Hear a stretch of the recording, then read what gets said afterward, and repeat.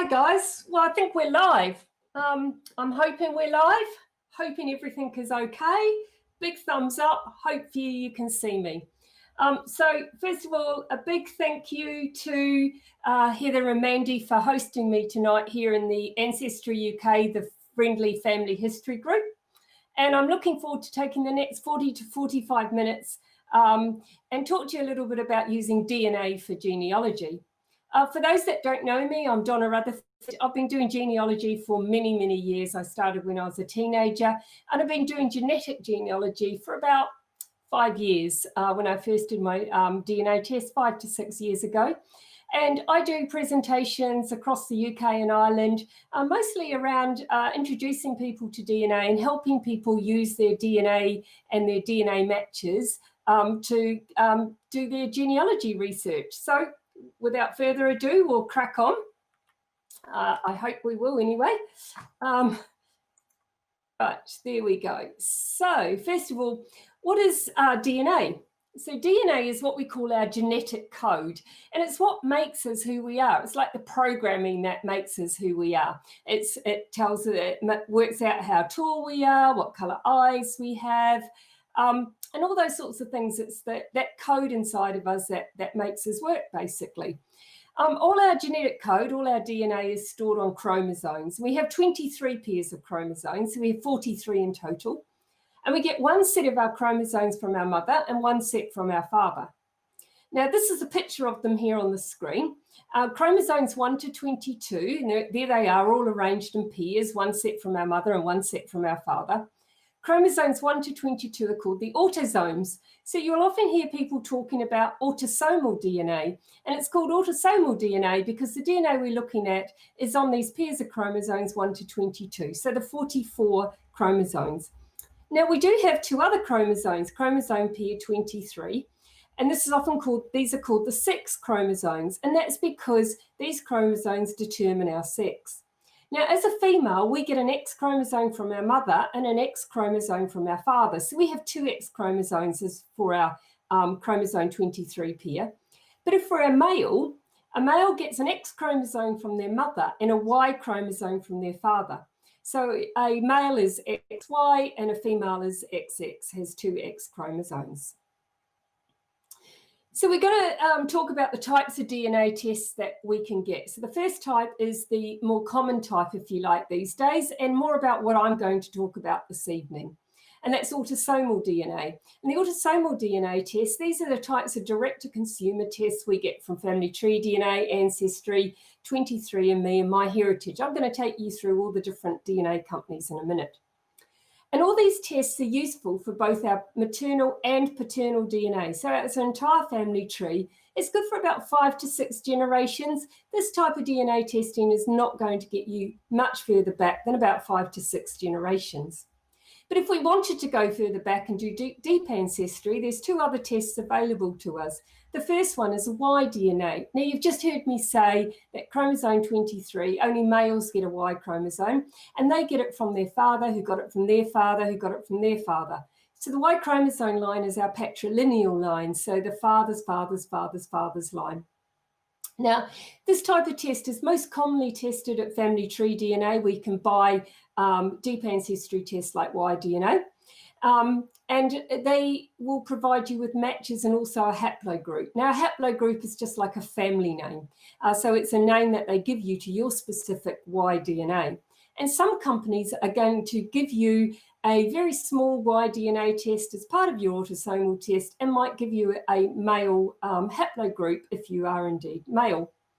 You might also get, anyone can get a mitochondrial DNA test, a mitochondrial DNA haplogroup if you've tested one of these groups that do a little bit of deep ancestry testing as well.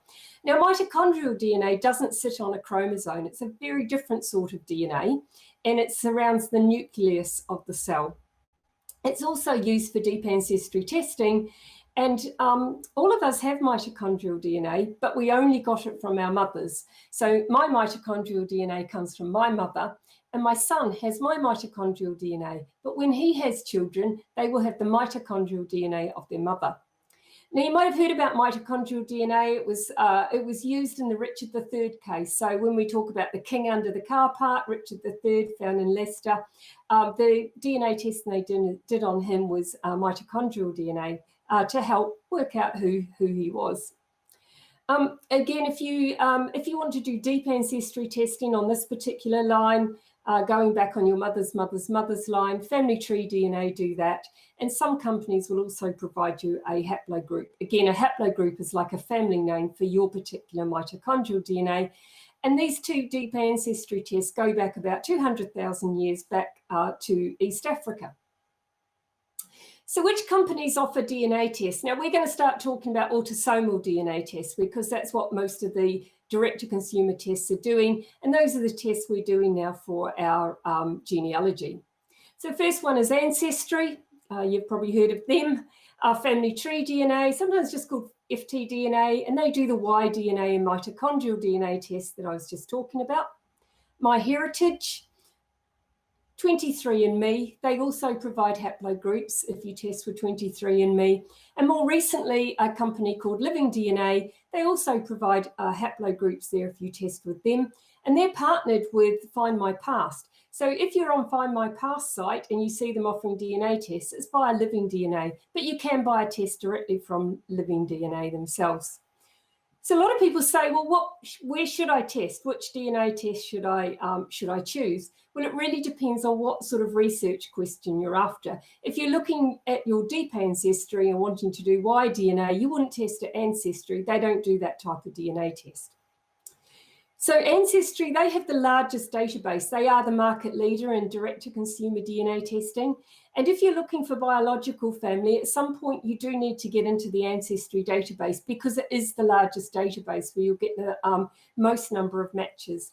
And we suggest actually if you're looking for biological family, you need to be in all these databases. Family tree DNA, as I said, they offer Y-DNA and mitochondrial DNA, as well as their autosomal DNA, and that test is called Family Finder. But you can actually upload your DNA here. If you've taken a test on another site, you can upload that test, you download your file, your data, and you can upload it Family Tree DNA. MyHeritage, they've got a growing database. They have fantastic tools at MyHeritage. And you can also upload your DNA to MyHeritage as well. So if you tested somewhere else, you can upload to MyHeritage. 23andMe is the second largest database, quite popular for health testing. They do health testing as well. And you can't upload to 23andMe. So like Ancestry, if you want to get into the 23andMe database, you need to test with them. Living DNA, they have a large reference panel, which I'll explain what a reference panel is shortly, for the British Isles. So their ethnicity estimate can break down where you come from within various areas of the British Isles. They're just rolling out matching. I just heard some feedback, so I hope everything is okay for everyone. Matching is just rolling out there. It's quite new, but people are now starting to see a match list with them as well. And again, you can upload to Living DNA. Now, the first thing that people do when they get a DNA test is they want to have a look at their ethnicity. They're sort of quite interested to have a look at where they come from, and they want to know if they are who they think they are. And sometimes we just want to know if we're a Viking or not. Now, the ethnicity estimates are not the most scientific part of our DNA test. So they are interesting to look at. They can be useful for some to solve some problems, but for the most part, this isn't where we're going to start researching for our genealogy. But certainly, let's go and have a look at our ethnicity estimates and see what they tell us. Most sites are, I say they're not the most scientific part of our DNA test, but most sites are rolling out better and better updates all the time. So yes, your ethnicity estimate can change. Your ethnicity, of course, doesn't change, but what the result you get from a site might change over time as they start to get better and better at doing this. Each site is different. And here's two examples. The top here is MyHeritage ethnicity estimate for me, and the bottom is Ancestry's ethnicity estimate for me. And you can see there at MyHeritage, I've got some small percentages of Middle Eastern and Iberian, of which there's no sign of at Ancestry. So the ethnicity estimates, if you're uploading to other sites or testing with other sites, you're going to get a different result. And why is that? It's because the result relies on two things. The first is that every site has a reference panel, and I'm going to explain what a reference panel is.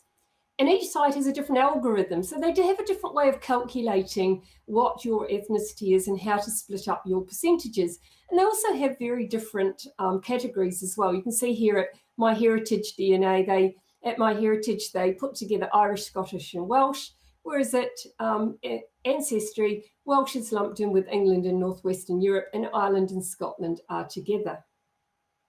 So what is this reference panel I'm talking about? Because it's really important to understand this when you're trying to understand your ethnicity estimates and the percentages.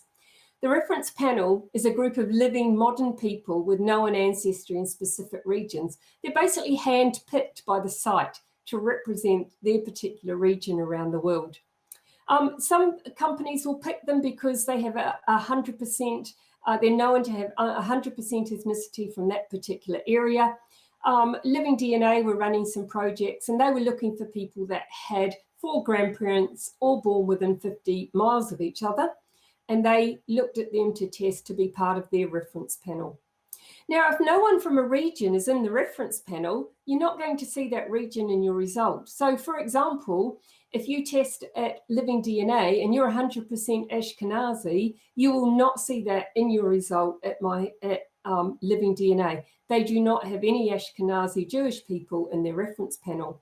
And it could be a site might not have anybody from representing the Denmark region. So if you're from Denmark, you're going to see different percentages in your ethnicity estimate if there's no one from Denmark in their reference panel. And comparing siblings, your siblings are going to have different DNA than you, so they're going to have a different ethnicity than you. So this is my dad here, my dad and me actually. My dad sadly passed away several years ago, but I have been lucky to test his 5 brothers. They are all full brothers, full siblings to each other. And you can see here their ethnicity estimates are quite different.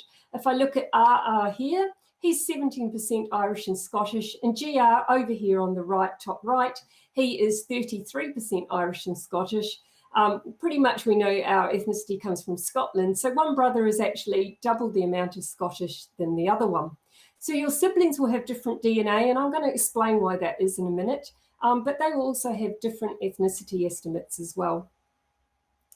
Now, I'm not going to spend a lot more time on ethnicity because, as I said, that's not going to really help us further our research, our genealogy research. But I'm going to point you in the direction of a couple of fantastic presentations. Both of them are from Debbie Kenneth. The first one on the right here is Debbie Kenneth's Ethnicity Percentages Demystified that she presented at Family Tree Live at Ali Pali in London last year in April. Absolutely fantastic presentation, and it's free. It's on YouTube free. Now, there's links here. Feel free to actually take a photo or a screenshot of any of my presentations, but I will put these in the group for you after the talk, so you can come back and find these links. So there's the link to that. And then Debbie actually wrote a fantastic article in the May Who Do You Think You Are magazine. So if you've got that to hand, don't rush and get it just yet. Wait till I finish speaking. Go and grab the magazine and have a look at what she's written in there. If you don't have a copy of the magazine and can't get a copy of the magazine, then there's a fantastic abridged version of that article available online. And again, I'll post that link for you later. So I said I was going to explain why siblings have different DNA. So there's not a lot you need to know about genetics to do DNA research for genealogy. But one of the things that's really useful to know is how we get our DNA. And it's via a method called recombination. And we all have a random 50% of each of our parents. So I'm going to very briefly introduce you to my 4 grandparents. At the top here, we've got Jack Rutherford, Dorothy Croker, Stanley Hancock, and Annie Dring. Now, Jack Rutherford comes from a Scottish family from the borders of Scotland originally. We've done a lot of Y-DNA testing on our Rutherford side. And my grandmother, Dorothy, comes from the East End. She was Cockney. Her family all lived in London during the Victorian era. And she came out to New Zealand, as you'll probably note, my accent is from New Zealand, born and bred in New Zealand, but I've lived in London for a very long time. So my grandmother came out to New Zealand when she was quite young, and she met my dad's father out there. They had dad, he is their eldest, and what happens is they recombine their DNA, and my dad has 50% of each of them. So let's pretend that the DNA is denoted by colour. So let's pretend that Jack's DNA is dark blue and Dorothy's is light blue. And you can see my dad has exactly half their DNA, and half his DNA is light blue and the other half dark blue. And then similarly, my mum's dad comes from a settler family in New Zealand, and her mum comes from Yorkshire. And they met in New Zealand and had mum. And again, the salmon colour, I'm not sure what colours these will render on your screen, but I like to call this a salmon colour and a light green. And again, my mum has half their DNA, and we're denoting it here by a colour. Now, mum and dad got married in New Zealand. I was their firstborn. And what happens is that I get 50% of my dad's DNA in the same way he got 50% of his parents. So I get a mix of his DNA. It's a random recombination of his DNA. And you can think of it like shuffling a pack of cards. So if my dad has a pack of cards, shuffles them up, deals 50% of them, and I get 50% of his pack of cards. So you can see here in the colours, I get a small amount of his light blue and a larger amount of the dark blue. I don't get exactly half of each. And then the same from my mum, I get a small amount of the colour, the salmon colour, a small amount of the green. Now, my sister comes along 17 months later, and this is her baby photo. She loves that I include her on all my DNA talks. She lives out in New Zealand, but she travels the world with me talking about DNA. She has 50% of dad's DNA. Now, think of it again like the pack of cards. He shuffles the pack of cards, deals out half the pack to my sister. Well, she gets a different set of cards than I do. So she might have more of my grandmother and less of my grandfather. And same on mum's side, she might have more of my our maternal grandfather and less of our maternal grandmother. So you can see that my sister and I have exactly 50% of each parent, but we have a different mix of their DNA. And that's why siblings' DNA looks different when we're comparing their ethnicity estimates. But this can be a big bonus for you when you're doing DNA research. If you test your siblings, they're going to get different DNA matches than you because they've got different DNA coming down from your ancestors. So now we're going to talk about how can DNA help with genealogy, because that's one of the main reasons that genealogists like us have actually done this DNA test. Well, the thing we want to look at now is our DNA matches, and these are our DNA cousins. Most people are going to get hundreds, if not thousands, of DNA matches when they do a DNA test. So the first thing we need to do is measure that DNA. How much DNA do we share with somebody? Because the amount we share with someone gives us an indication of how long or how further back the common ancestor is with that DNA match. And the more DNA we share with somebody, the closer the relationship is, because you've just seen every generation, the DNA is recombined and you only get 50% of your parents. So as that happens over time, you actually won't have some DNA of some of your ancestors. Now, the way we measure it is not by any of these measurements. We measure this by a term called Centrimorgan. This is probably the only real big word you need to learn when you're doing DNA research, the only genetic word you need to learn. It's often written with a small c and a capital M, and that stands for Centrimorgan. Now, a Centrimorgan is a very complex measurement of the DNA, and all we need to know for our genealogy is that the more Centrimorgans, the higher the Centrimorgan number, means the closer the relationship to that match and the closer that common ancestor with that match is. Some places it might be shown as a percentage of DNA. 23andMe show it as a percentage of DNA on their match list. But if you dig down into their chromosome browser, they will have the Centrimorgan amount there as well. We're going to look through what a typical match list is. Now, I'm going to use Ancestry. As I said, they are the biggest database and the market leader. So I'm going to use my Ancestry match list and show you through what you get, what the different things mean on a match list. But many of the tools and things on this match list are in the other sites as well. So to start with, we're going to get all our matches are going to be put in a cousin category. And here you go. These are all my third cousins according to the site. Do not take this literally. These are not all my third cousins. Some of these people could be my half second cousin, third cousin once removed, a second cousin 3 times removed. There could be all sorts of different relationships. This is just a category that the site puts you into. Now, secondly, they do give you a range as well. So even though they've put you in the third cousin category, you can see here that these matches are all noted as being third to fourth cousins. And if you look further up the top of the list, second to third cousin here. Now, the match lists are typically always sorted with the highest match at the top. All the matches will have a name. Now, it may not necessarily be their real name. They may use a pseudonym. They may use initials. You can see someone here's used initials, DS. Or they may just use a made-up name, but they will have a name here. Now, if it's a woman, they may use their maiden name or they may use their married name. There is no way to tell. People are free to use whichever name they would like on their DNA test. The thing we want to look for is the important thing we just talked about, the centimorgans amount. So here we can see on this match, 217 centimorgans we share with this match across 16 segments. Now, a lot of people are sort of like, well, what do the segments mean? Well, it's just how many different pieces of DNA you share, spread across all those chromosomes that you've got. So there's 16 different bits across all the chromosomes. And for the most case, for most of us, we can simply ignore the number of segments. It's not meaningful to the majority of our research. Now, if we look down here at number 5, some of our tests could be managed by somebody. And if it's being managed by somebody, that will show up in your results as well. And we ourselves, we might manage several DNA tests. So this is how it would be seen by our matches. It would have the name that we've given to our match and that it's managed by us. Up here, you can see here whether there's a tree attached and how many people are in it. So my second to third cousin here, my 270 centimorgan match here has a tree, has connected their DNA to a tree with 23 people in it. Much bigger tree here, and some have an unlinked tree. Now, unlinked trees can be useful, but we don't know if they've not linked their DNA to it. It could just be a tree they've done for a friend. It may not be their tree.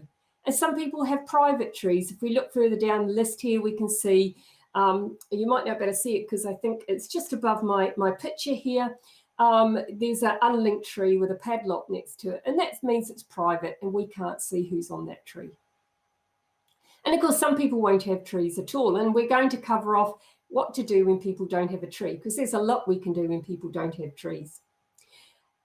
Then we'll see if there's any hints. So on Ancestry, you might have a common ancestor hint. And at Ancestry, what that means is this person in their tree with 149 people and your tree that you've linked your DNA to, there's somebody in there that the site thinks might be the same.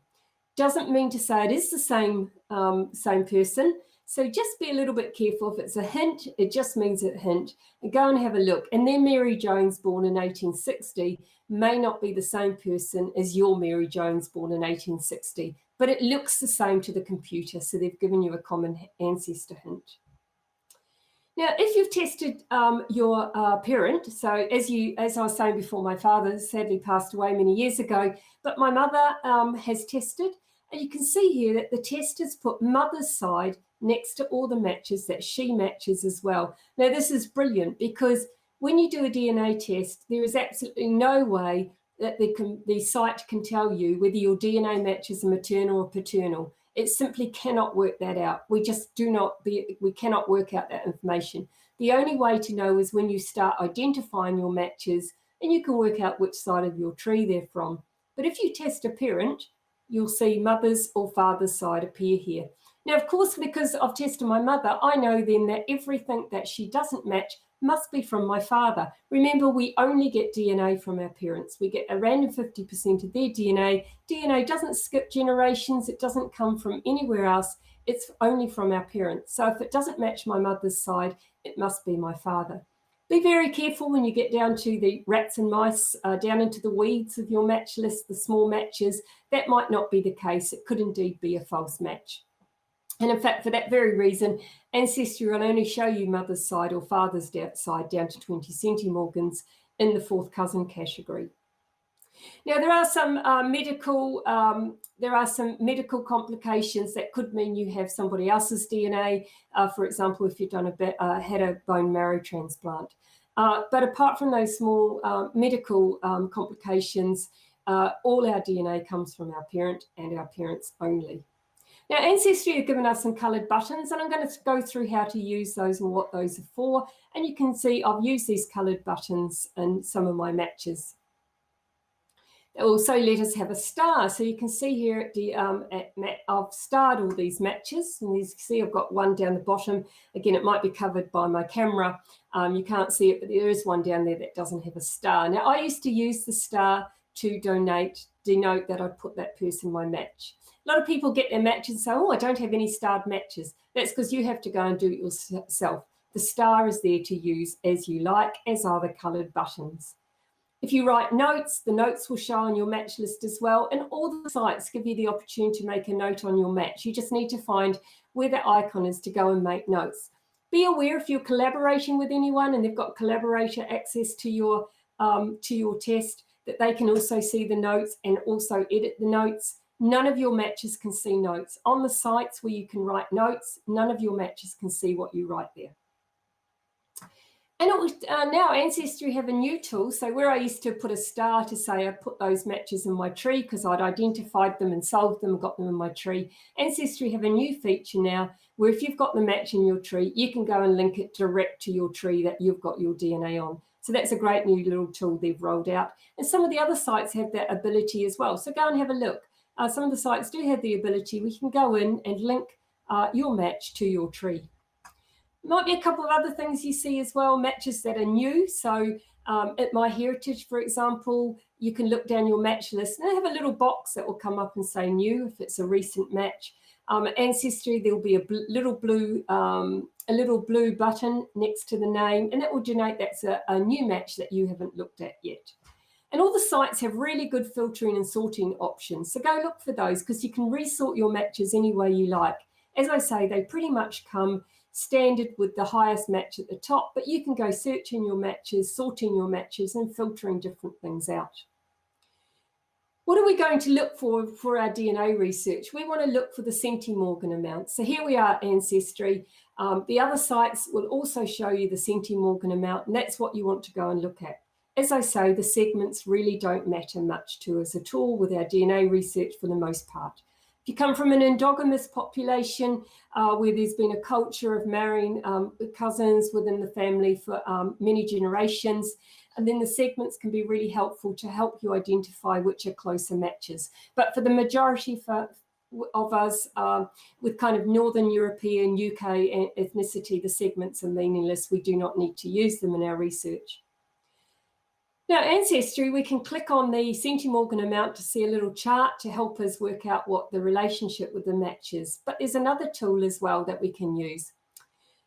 Now, there's this project is called the Shared Centrimorgan Project. And again, there's a link to it here. But once again, I'll go and put this link in the comments after the call is finished, after this broadcast is finished, so you can get to these tools.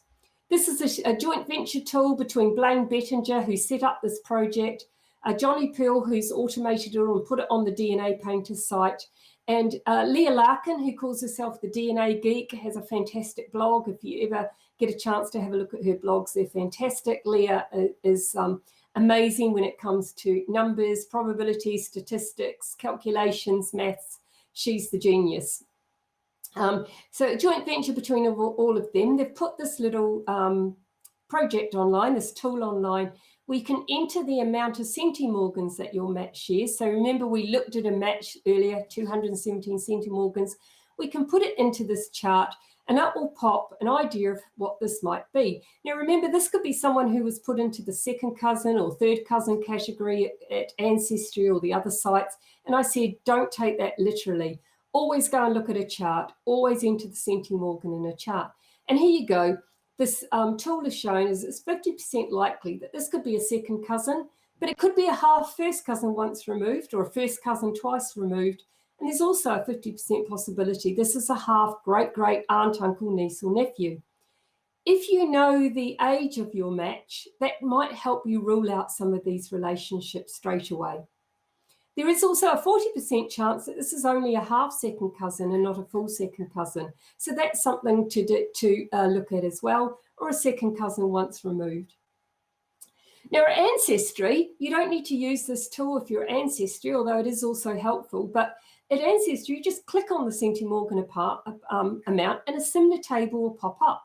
And here's the table for the same match at Ancestry, 217 Centrimorgans.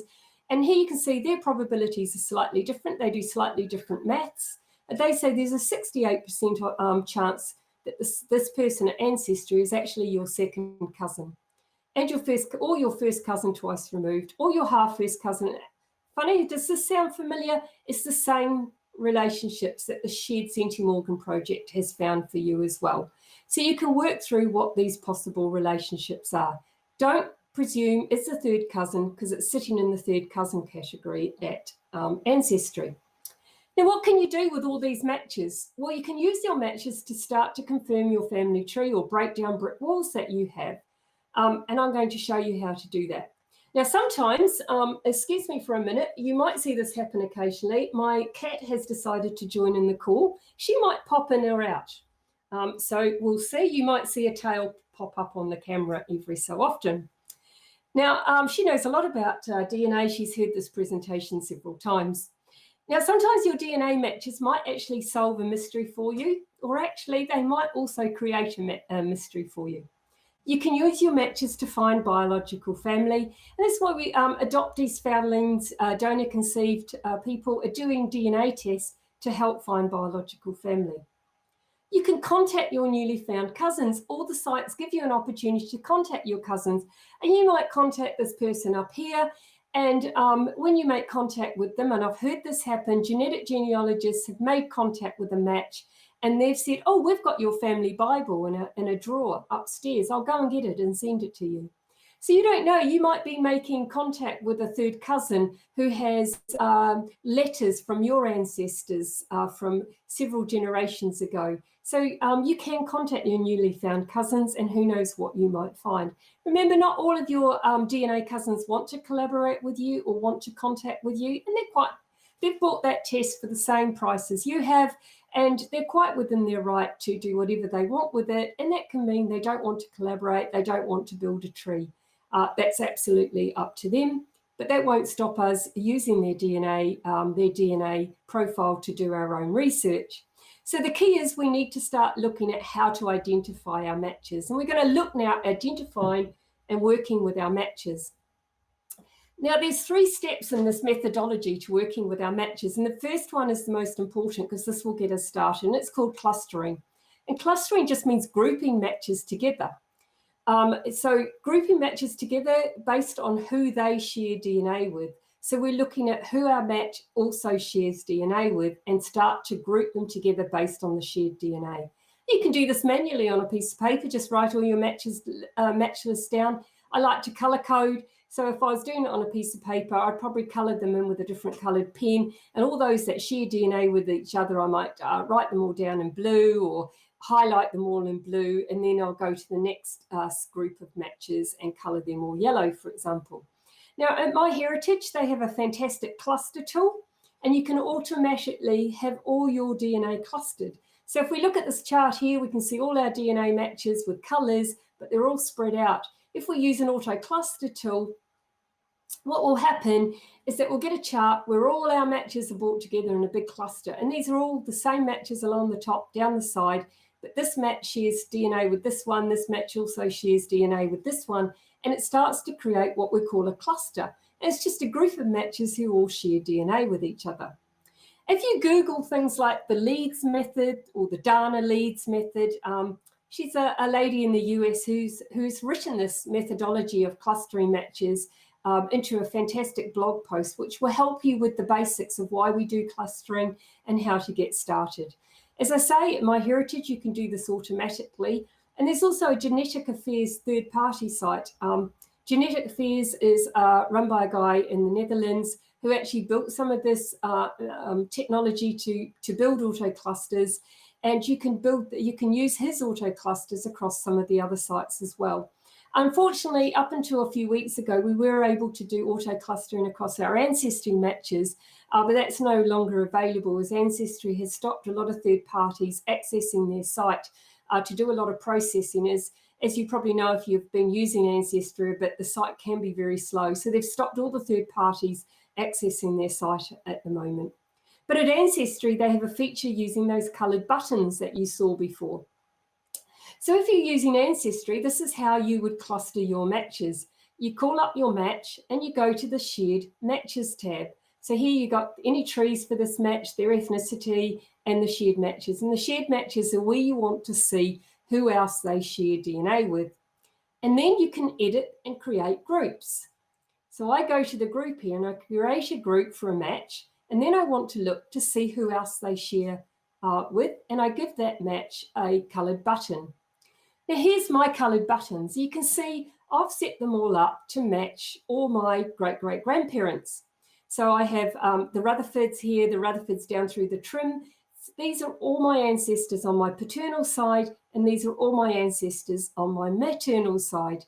And this particular match must be a maternal match because they're sharing this yellow Hancock. And I know they match my mother. So this is my mother's side, and her father was a Hancock. And so all these matches are coloured yellow if I know they're from the Hancock side, and anyone else who is sharing with them must also be from the Hancock side as well. Now you'll see here I've got a group of purple matches I call the Hull Mystery, and none of these are in the Hull Mystery. But I'm hopefully going to get a chance to, hopefully I won't run out of time, going to explain to you a group of matches called the Hull Mystery and how I solved it.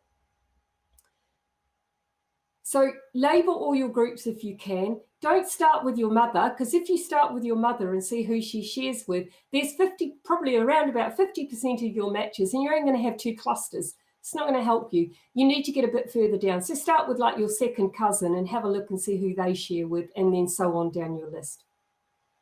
Why are we grouping matches like this? Why are we creating these groups? And as I say, I like to colour code them. So I know yellow means my Hancock family and purple is my Hull Mystery, for example. Well, it's because all those people that are sharing DNA probably all have the same common ancestor. And that common ancestor is going to be your common ancestor. So if you've grouped all your matches together, and you say you've got 10 people in a group that are all shared matches to each other, and you solve one of them, it's from your Hancock branch or from your paternal grandfather's branch, then probably everyone else in that group is from that same branch as well. And so you've already started to solve some of those matches because you're working out where they fit in your tree. By working out how that group cluster all linked together, you're going to be able to work out how you fit into that group as well.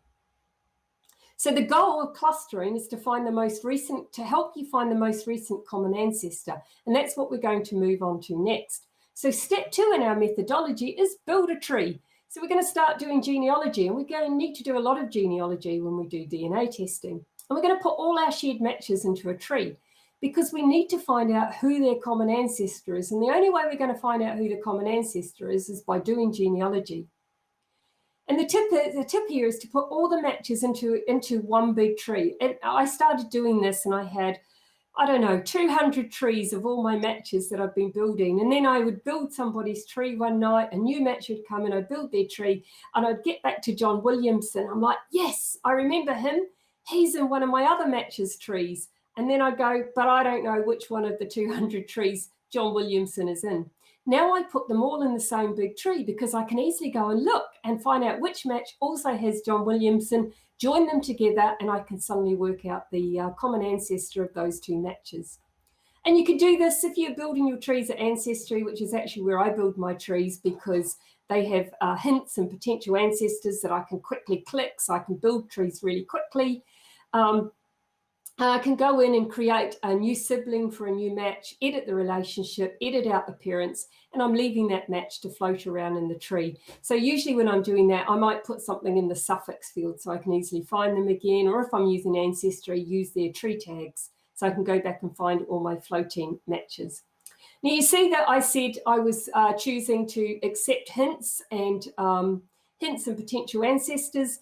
And the reason I'm doing that is because this is just a research tree, or what we might call a quick and dirty tree. We're just doing it quickly and dirty. We don't care. We're not building a gold standard tree here. We want to build really quickly. And for that reason, we will keep these trees private and unsearchable if we're doing them online, so as not to confuse people. And also so as not to confuse anyone, we're not talking about what used to be called a mirror tree. If you've heard that term, get it out of your mind. It relates to a very old, outdated method used at Ancestry about 4 or 5 years ago, where people were copying trees and linking their DNA to the trees. We don't use that method anymore. It just doesn't work very well. And as we know, most of our matches don't have trees anyway.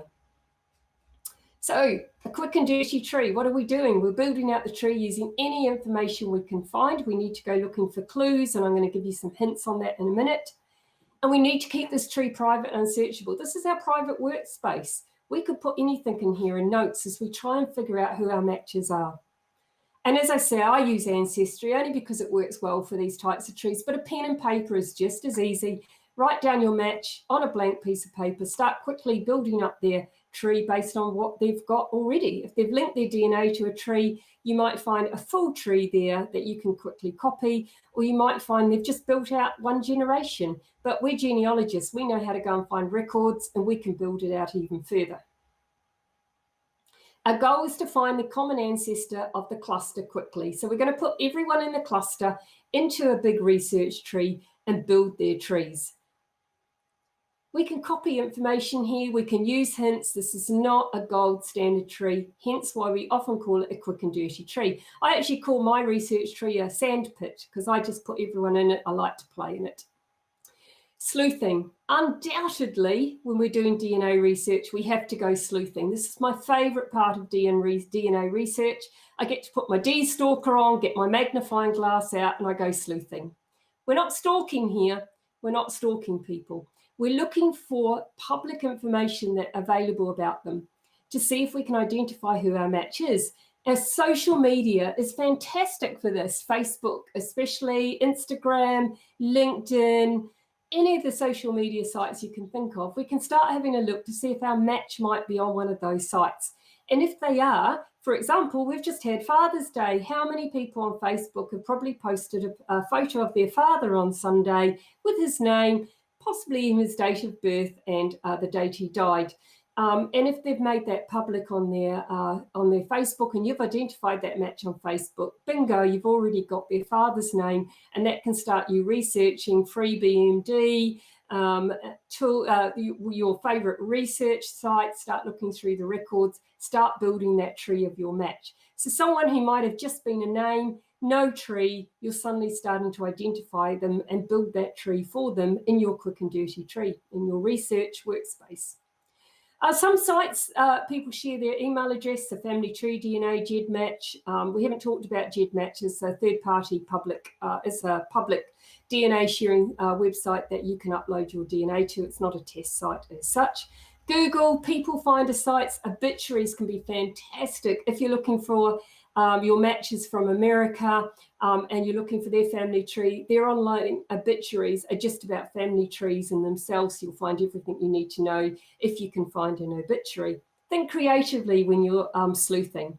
Remember, we're not stalking. If we happen to find people find a site and we find the name and the address of our match, we should not drive around to their place, stand outside with our long lens camera and take a photo of them to see who they resemble and work out which side of your tree they might come from. We don't do that. We are sleuthing. We are not doing any stalking here. Test takers have the absolute right to privacy, and that's why they have the absolute right to not share a tree with you, not collaborate with you. But there's lots of ways we can go about looking for our matches. And remember, the sites are trying to give you hints as well. So we've got common ancestor hints at Ancestries, the theories of family relativity at MyHeritage, through lines at Ancestry. There are hints there. Remember, these things are hints. Don't presume that DNA comes through these what these hints are telling you, but they're there to help you as well. And then our final step in our methodology is to confirm the common ancestor within this group of cluster of matches. And once we've worked out who our match is, we've built their tree out, we've built other trees within that cluster, and we realise we've come back to a common ancestor, we recognise that's our 3 times great-grandfather or our 3 times great-grandparents. Quite often, most times, the common ancestor is always a couple. It's never just one person, it's a couple, unless we're looking at half relationships. We should always, before we put that match in our tree and say, oh, we've confirmed someone, we should check that the Centrimorgan amount supports the relationship. And we looked at the Centrimorgan amount earlier on.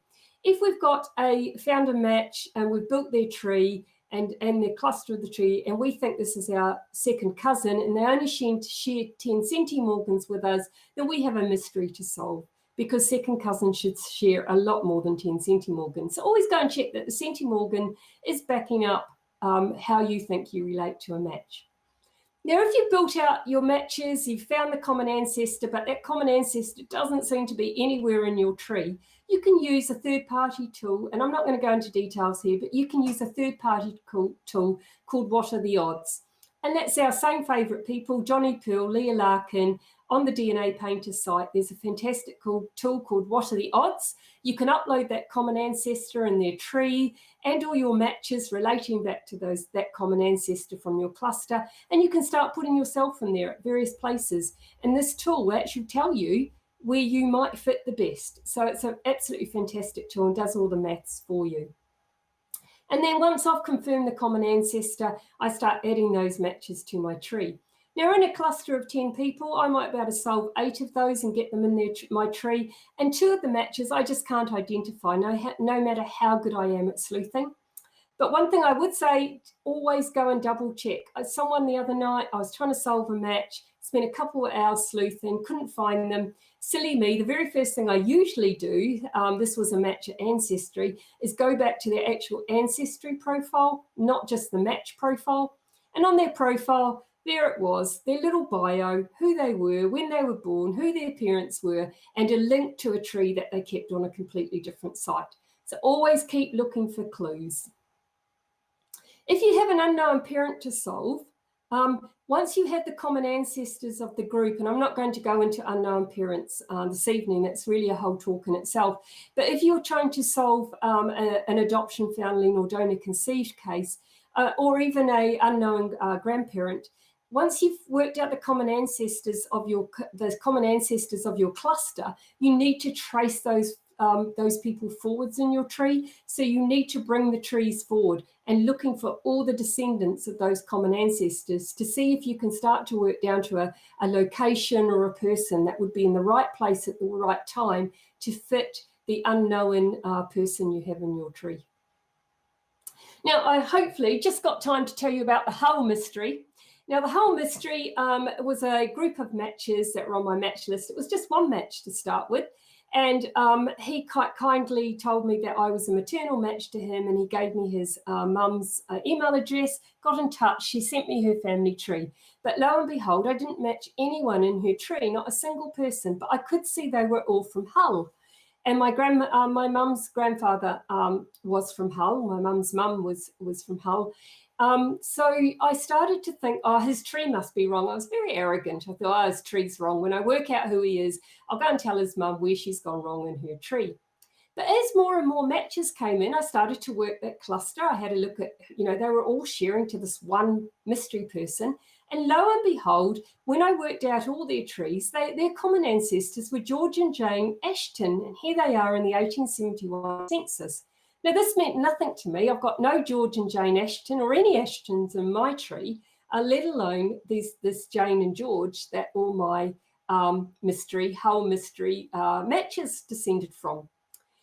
So I was looking at the census in 1871 and saw they all lived at 4 Sherwood Square, Marvel Street, Skullcoats, Hull. And I'm looking at this, scratching my head, and I'm like, hang on a minute, this address rings a bell. Now, this is my great-grandfather over here from Hull. This is John Dring, and he came out to New Zealand. He ran away to sea. He didn't like his stepmother. He ran away to sea and came to New Zealand and married his first cousin, who was already in New Zealand, Annie Longstaff. And John was born around about 1871, round about the census time, in Hull.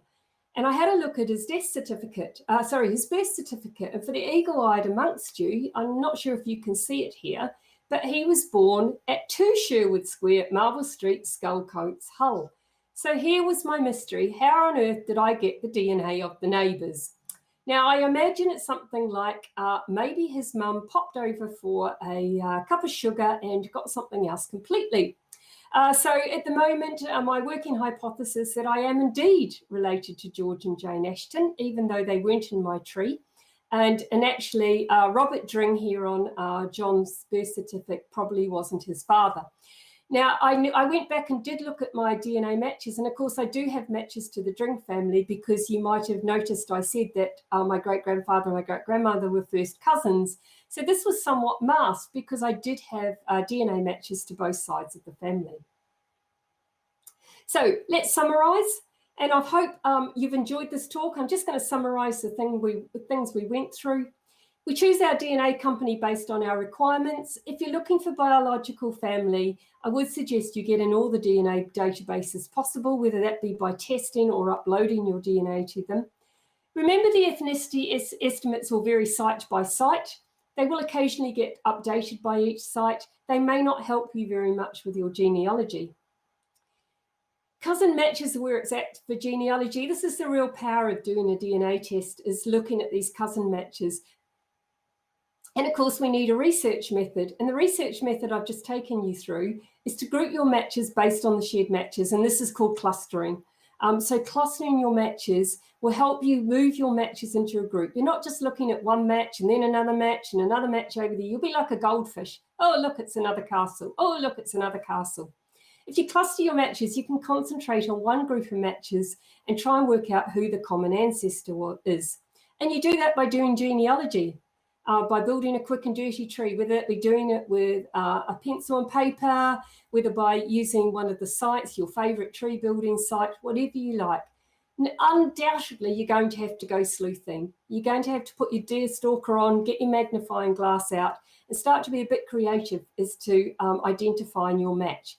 Obviously, contact them. Ask them a very simple question. Do they know their grandparents? Don't send them a really long message and say, how do we match? Or here's all my people, please look through my tree and tell us how we match.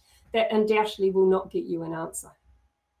And step 3 is confirming the common ancestor of that group. So remember, once we've got a cluster, it's most likely that everyone in that cluster is going to have the same common ancestor couple. You need to find them by building the tree.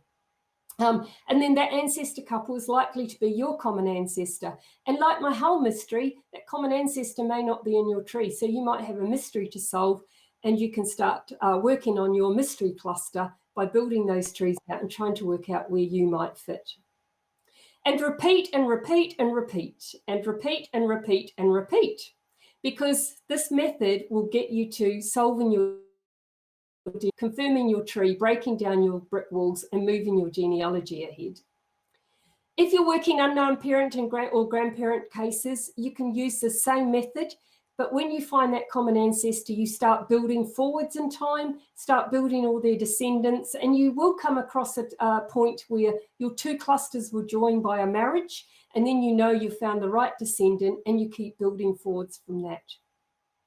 Where can you get help? Lots of places to get help. The ISOG Wiki, if you don't know ISOG, the International Society of Genetic Genealogy, has a fantastic wiki page. And again, I'll post all these links for you in the group after we've finished. My Facebook group, I have a group dedicated to DNA. Although it's the Ancestry UK, DNA Help for Genealogy UK, we have people from all over the world in that group, although we specialise in UK DNA because we know we don't have as many matches, for example, as perhaps some of the Americans when they do DNA testing. Lots of fantastic YouTube videos. The Genetic Genealogy Ireland has a lot of presentations. We've done it back to our past, including some of mine, some of Debbie Kenneth's, and many other people who speak at those conferences as well, and those are all free.